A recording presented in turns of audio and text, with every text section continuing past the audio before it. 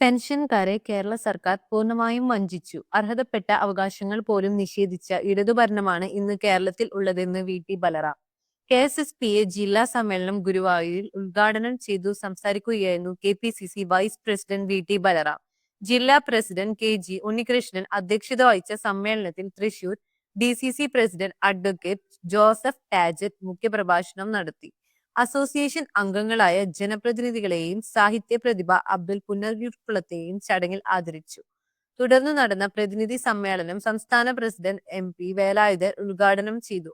മുൻ UDF chairman Joseph Chalissery, സംസ്ഥാന vice president C Balan, സംസ്ഥാന secretary T M. Kunhimoideen, Jayaram, K P B S. Sundaran, M C. Polachan, M F. Joy, T. Vanaja, V K. Jayaraj, സംസ്ഥാന മഹിളാ കോൺഗ്രസ് സെക്രട്ടറിയും വേലൂർ പഞ്ചായത്ത് പ്രസിഡന്റും കൂടിയായ സ്വപ്ന രാമചന്ദ്രൻ, കൗൺസിലർ പി.കെ. മഹിജ എന്നിവരും സംസാരിച്ചു. കെ.എസ്.എസ്.പി.എയുടെ കരുത്ത് അറിയിച്ചുകൊണ്ട് സമ്മേളനത്തിന്റെ മുന്നോടിയായി രാവിലെ വാദ്യമേള അകമ്പടിയോടെ പ്രകടനവും നടന്നു.